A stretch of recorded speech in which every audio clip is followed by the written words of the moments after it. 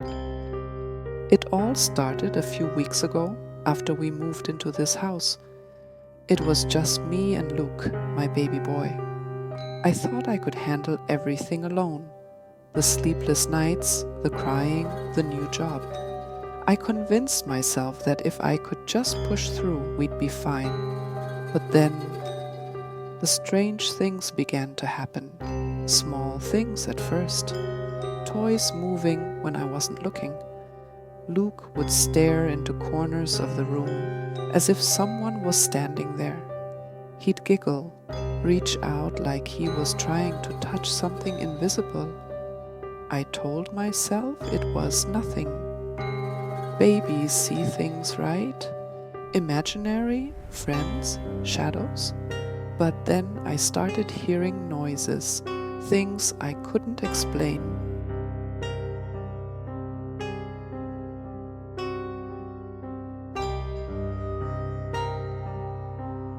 It was late one night, maybe 3 in the morning, when I first heard it. I was sitting on the couch trying to relax when a soft crackling noise came from the baby monitor. I didn't think much of it at first, just static, I told myself. But then there was a voice, a whisper, a woman's voice, soft but clear. She said, "Luke, come with me. I'm waiting for you." My blood ran cold. I ran upstairs, heart pounding, throwing open the door to his room. I thought I'd find someone standing over his crib, but there was nothing. Just Luke, sleeping soundly, his tiny chest rising and falling. I convinced myself it was a bad dream.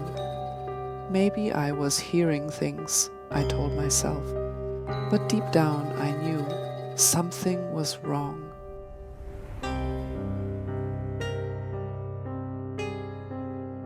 The next few nights were the same. The whispers came back, always the same voice, always calling for Luke. The toys in his room moved on their own. I'd put them away, and when I turned around, they'd be back on the floor. The worst part was the cold. Every night, the temperature in his room would drop, even though the rest of the house was warm. And Luke, he'd wake up staring at the corner of the room, giggling like someone was there. But I couldn't see anything. I couldn't feel anything except this cold, suffocating presence. I was terrified, but I didn't know what to do. Who do you call when something like this happens? One night I couldn't take it anymore. I stayed in Luke's room, sitting in the rocking chair, watching him sleep. I was exhausted, barely able to keep my eyes open. But I had to stay awake. I had to protect him. And that's when she came.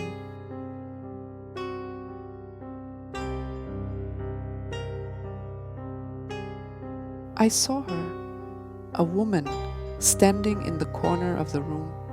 Her clothes were old, torn, and her face was pale, filled with sorrow.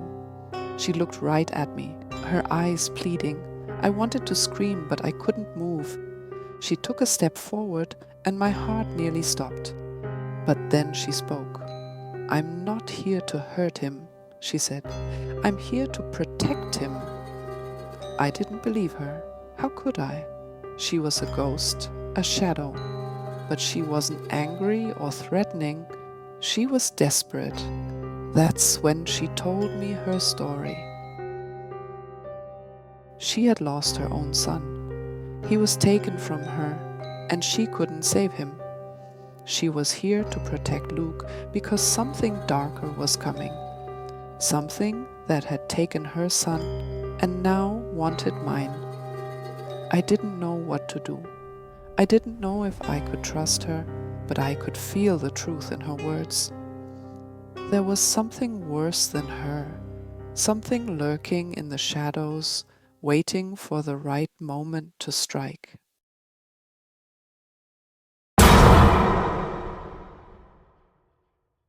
That night, the lights began to flicker. The temperature dropped so low I could see my breath. I held Luke tight, backing into the crib as the shadow started to grow in the corner of the room. It wasn't just the ghost of a mother, it was something else. It was darker, it was evil, its eyes. God, its eyes were glowing red. It wanted Luke. I knew that much. It fed on the souls of children, just like it had with her son. The woman, her ghost, stood in front of me, shielding us. She whispered, "Run, take him and run." I didn't have to be told twice. I grabbed Luke and ran out of the room, down the hallway, but the whole house shook. It was like it was alive, like it wanted to trap us inside. The creature, whatever it was following us. I could feel it breathing down my neck, but I knew there was one place left, the basement.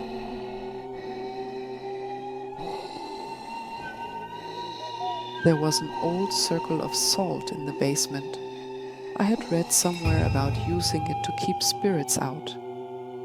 I placed Luke in the middle of it and stood guard. But when the door burst open and that thing came through, I thought it was all over. It was huge, its body twisting and shifting like it wasn't even solid. The ghost of the woman appeared again, but I could see she was terrified. She had failed to save her own child, but she was determined to help me save mine. Together, we fought. She held back the creature as best as she could, but it was so strong. I didn't know how much longer we could last, but I knew one thing. I wasn't going to let anything happen to Luke. I picked up the last bit of salt, forming a barrier between us and the creature. I shouted at it to stay away.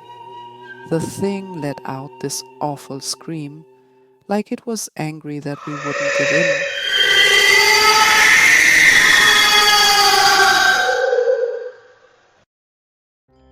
But as the ghost fought it off, I realized something.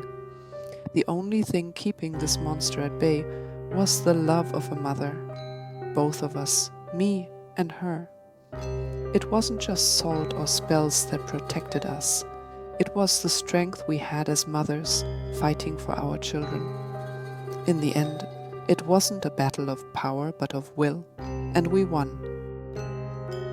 The creature vanished, disappearing into the darkness. The ghost of the woman looked at me one last time, her face sad, but at peace. She had finally saved a child, even if it wasn't her own. And just like that, she was gone. I still don't know what that thing was. I don't know if it will come back. But I do know that for now, Luke is safe, and I'll keep fighting no matter what comes next, because a mother's love is the strongest thing in the world.